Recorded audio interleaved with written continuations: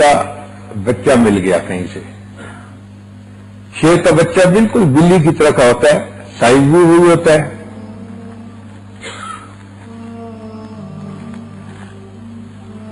اب اس جانور، اس بچے کو خرید کر وہ آدمی گھر لایا انگریز. اس نے اپنی بیوی کو کہا کہ اس کو ہم گھر میں پالیں گے. اب بچے کو تو دودھ چاہیے ہوتا ہے، تو شیرنی تو وہاں تھی نہیں، تو انہوں نے سوچا کہ ہم فیڈر کے ذریعے اس کو دودھ پلائیں گے. تو جو پالتو ہوتے ہیں بچے، ان کو فیڈر کے ذریعے دودھ پلایا جاتا ہے. جب ماں نے اس کے لیے فیڈر بنایا اور اس کو پلانے لگی، تو ان دونوں کی ایک بیٹی تھی جس کی عمر تھی تقریباً 3 سال.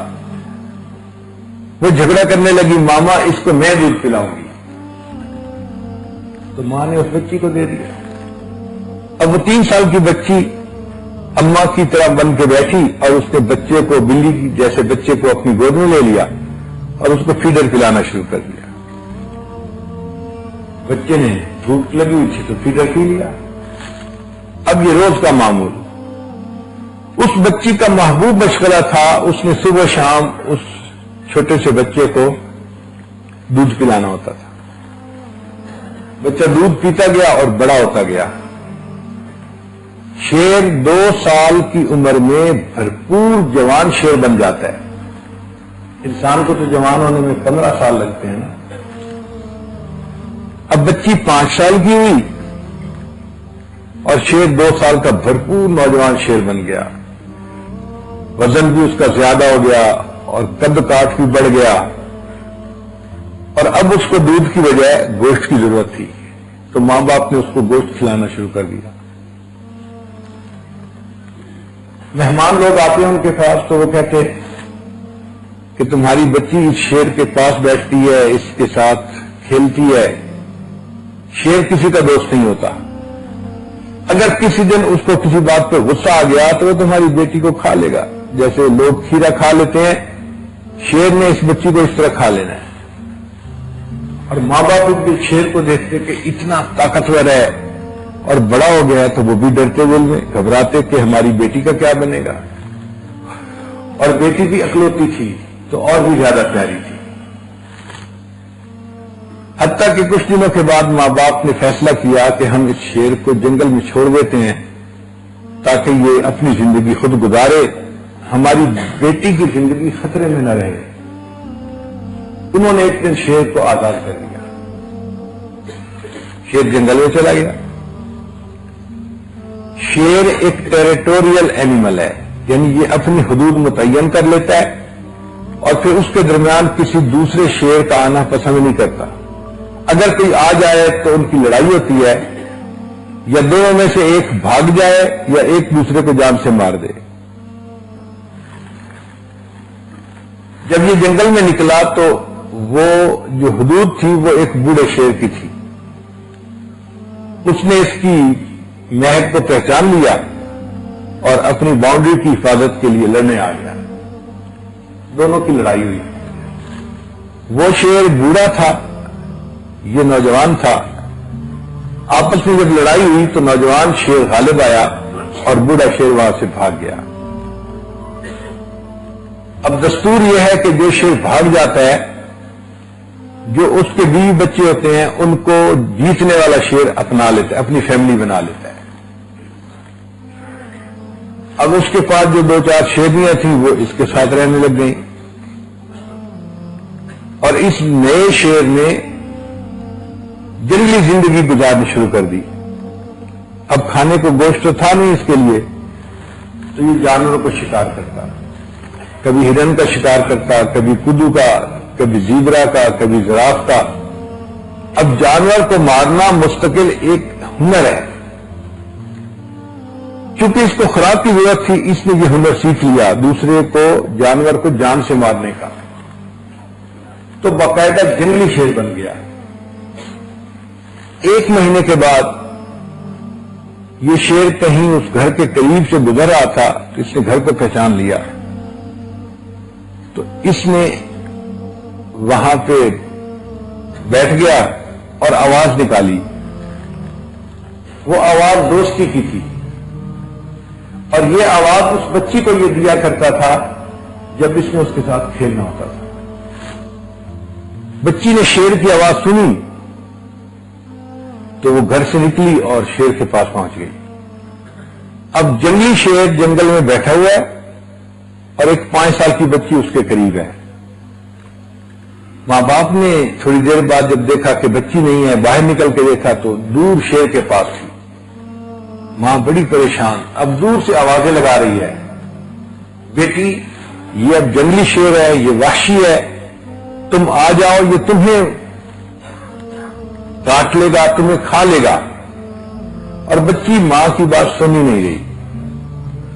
وہ آرام کے ساتھ اس کے ساتھ ٹیک لگا کے شیر کے ساتھ بیٹھی ہوئی ہے.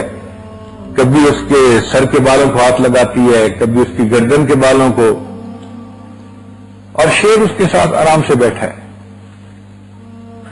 حتیٰ کہ کافی دیر کے بعد بچی جب واپس آئی تو ماں کے جان میں جان آئی. اس نے اپنے خاوند سے مشورہ کیا کہ اگر یہ جنگلی شیر آتا رہے گا اور ہماری بیٹی اس کے پاس جاتی رہے گی تو پھر تو اس کی جان 100% خطرے میں ہے.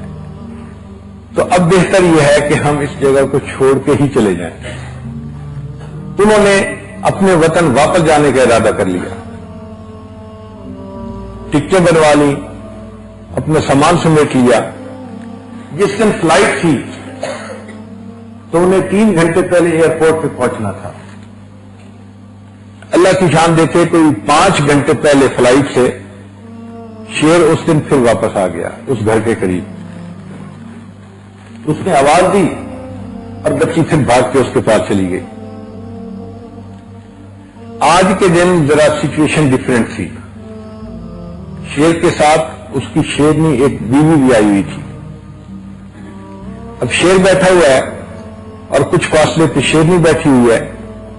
یہ لڑکی گئی اور شیر کے ساتھ جا کے جس طرح پہلے کھیلتی تھی اس کے بالوں کو ہاتھ لگانے لگی، اس کے پاس ٹیک لگا کے اس کے ساتھ بیٹھ گئی. اس بات پہ شیرنی کو غصہ آ رہا تھا کہ یہ کون ہے جو میرے ہسبینڈ کے ساتھ اس طرح آرام کے ساتھ بیٹھی ہے اور اس کو ہاتھ لگا رہی ہے. جب ماں نے دیکھا کہ بیٹی گھر پہ نہیں تو اس نے باہر نکل کے دیکھا کہ کہاں ہے. اس کو پتا چلا کہ بیٹی اس شیر کے پاس ہے. اس نے دور سے آواز دی، بیٹی آ جاؤ، ہم نے جانا ہے ایئرپورٹ کے اوپر اور تمہارے ابو بھی انتظار کر رہے ہیں، جلدی آؤ نہیں تو ہم چلے جائیں گے. تھوڑی دیر وہ لڑکی شیر کے پاس بیٹھی رہی. پھر اس نے سوچا کہ چلو میں اپنے گھر جاتی ہوں. جیسے ہی وہ 5 سال کی لڑکی، چھوٹی سی لڑکی تھی، وہ اپنے گھر کی طرف چلنے لگی تو شیرنی کو اس کے اوپر غصہ تھا. شیرنی نے اس کے اوپر حملہ کر دیا. جیسے ہی شیرنی حملہ کرنے کے لیے اس کی طرف بھاگی، شیر نے بیٹھے بیٹھے اچانک لمبی چھلانگ لگائی اور ہوا کے اندر اس نے شیرنی کے زور کا ایک تھپڑ لگایا. اب جب شیرنی کو تھپڑ لگا تو وہ تو بھاگ گئی. بچی حیران تھی کہ یہ کیا ہو گیا. وہ شیر بچی کے قریب آیا اور اس نے اپنی دم ہلانی شروع کر دی. جب شیر دم ہلاتا تھا تو اس بچی کو یہ میسج ہوتا تھا کہ تم میری کمر پہ سواری کر سکتی ہو. تو جب اس نے دم ہلائی تو بچی اس کی کمر کے اوپر بیٹھ گئی جیسے گدھے یا گھوڑے کے اوپر کوئی بیٹھتا ہے، اور شیر اس کو لے کر اس کے مکان کے دروازے کے قریب لا کر چھوڑ کر واپس جنگل میں چلا گیا. جس کو ہم درندہ کہتے ہیں، جو جان کا دشمن ہے، جو انسانی گوشت کھاتا ہے، اس پر بھی اگر کسی نے احسان کیا ہے، بھلائی کی ہے، تو جانور نے اس کو بھی یاد رکھا اور آج اس کے ساتھ اس نے بھلائی کا معاملہ کیا. انسان تو پھر انسان ہے. ہمیں بھی چاہیے کہ ہم مل جل کر زندگی گزارتے ہیں تو ہم خیر خواہی کا معاملہ کریں. نبی علیہ الصلوۃ والسلام نے انسانیت کو تعلیم دی، خیر الناس من ینفع الناس. انسانوں میں سب سے بہتر انسان وہ ہے جو دوسرے انسانوں کو زیادہ نفع پہنچاتا ہے. آج ہم دوسرے کو نقصان پہنچاتے ہیں. دوسرے کی دل آزاری کا سبب بنتے ہیں.